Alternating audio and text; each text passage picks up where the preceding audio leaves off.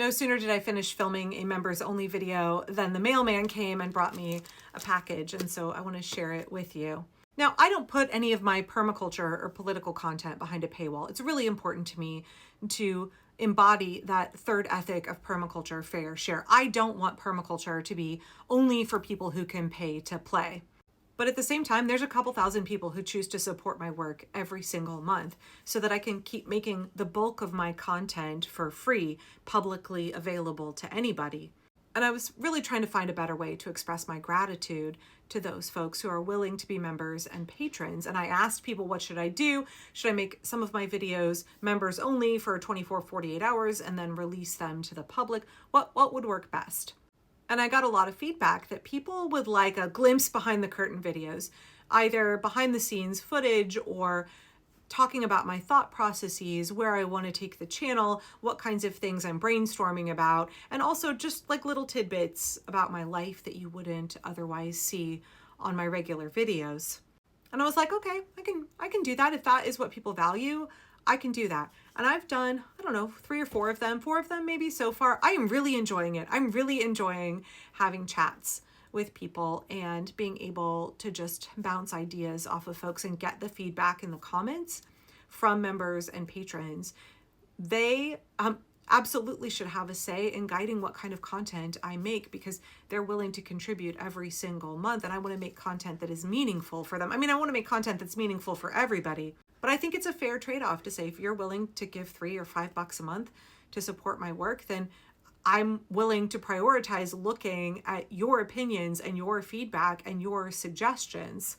So that's sort of where things are right now. And in the video I put out this morning, I was sharing some books that I have been reading. And I've mentioned over a couple of members only videos that I'm really thinking about maybe doing a podcast or putting out a magazine based on the Albion Nation communes in California. Sorry, I had to go get a phone call real quick. I'm back. I don't know if you could hear my kid was calling in the background from college. So I mentioned in that video that I'm purchasing a whole lot of used books, either from Powell's downtown. Yes, I'm privileged enough to be in Portland, Oregon, and we have Powell City of Books, which is just, that's a wonderful diversion on a lazy weekend afternoon when you have nothing else planned to just go and peruse the books. I can spend all day in Powell's. I also do end up ordering a fair amount of books used online. There are websites where it basically will search little used bookstores around the country and they get like a finder's fee and you end up ordering from that little bookstore, but through this big mega website like Thrift Books and Abe Books, and all of those are like that. So a book that I ordered the other day just came from Dublin, California. I had no idea where this was coming from, but I want to open it and talk about it for a second with y'all. Okay, I hate the fact that it's wrapped in plastic. Book rate, I don't know if people are from outside the US, book rate shipping is still really cheap. So it's actually quite economical to order books online. And I'm always a big fan of whenever you can buy used, buying used uses fewer resources. And however far this book had to come from California, I'm so sorry, I'm really struggling to open this.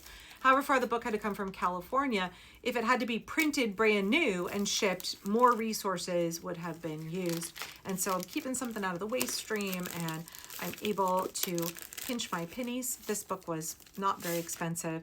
Oh, you guys, I'm so excited. I'm really excited. Sorry, I just saw the title and I got super excited. I'm going to be concluding work for the day after this and reading this book. But so, I'm really interested in the Albion Nation communes in California, and I've read everything I can find on them so far. There's not a lot. I'm thinking about taking a trip down there and seeing if I can access some of the documents of the Historical Society, whether the folks at Salmon Creek Farm will let me look through their archives, right? I want to do a deep dive. I don't know yet if that's going to be a podcast. Nobody has done a podcast on either the Albion Nation or the magazine that the women of the Albion Nation communes put out, Country Women. I'm obsessed. So I don't know if I'm going to do a podcast or if I'm going to do a Substack series or both. I don't know if I'm going to put out a quarterly magazine. I'm kind of thinking I might want to put out my own quarterly magazine. I don't know yet. I got to learn what the publishing business is like first. So we'll see. It might be something like really small, a side project.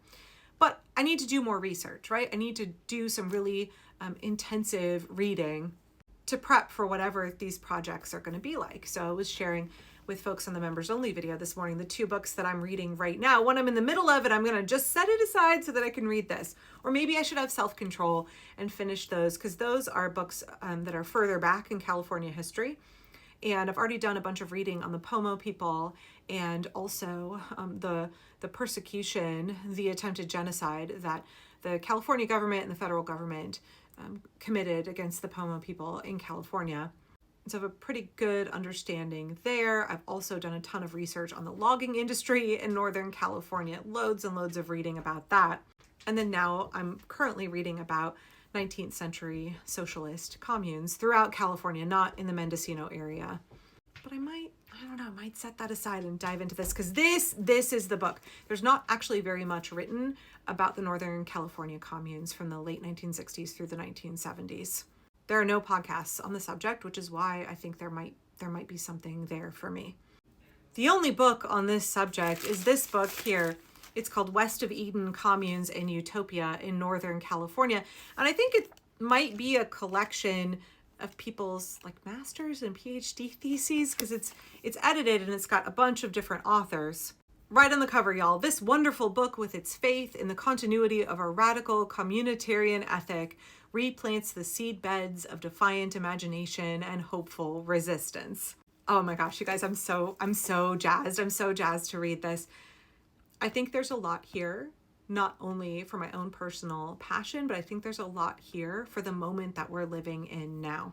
I think there are going to be a lot of good lessons coming out of this. I'm so excited to read this. And I'll let you know what it says. I really need something besides just the slog of American political news right now. We have to dream of a better future. We have to hope for and plan for the future that we want to help bring about. And for me, for 30 plus years, I felt this pull toward eco-villages, intentional communities, thinking about sustainable and regenerative ways of living in community with each other and with the land.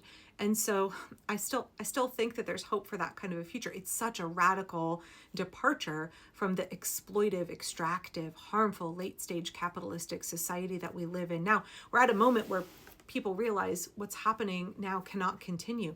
We have a chance to pivot to something really different, where we could focus on justice and abundance. We could shape our society around contentment and resilience rather than profit and exploitation. We could actually put people over profit. We're in this really dark time right now. And I think out of that, right, in periods of difficulty and strife, the American people have always decided to respond with progress, always decided to bring the best of themselves forward and figure out how to right the wrongs and do better, build something better going forward.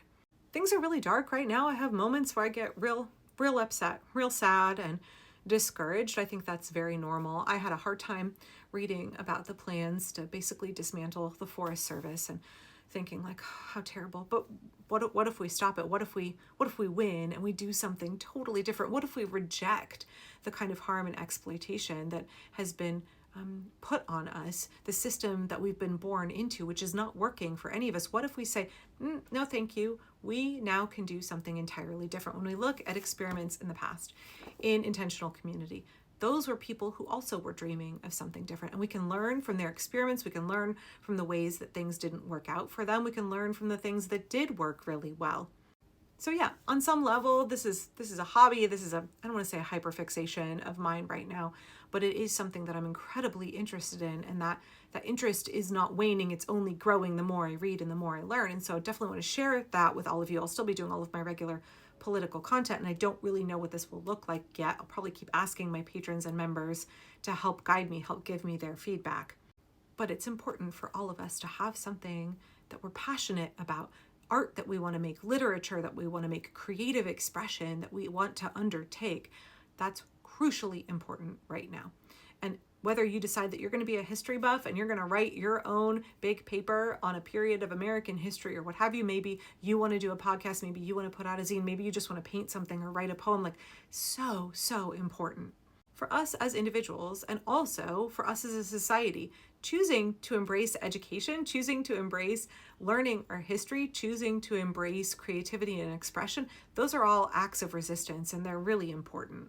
Okay, thanks for letting me nerd out. I'm jonesing to go read West of Eden, and I'll let you know how it goes.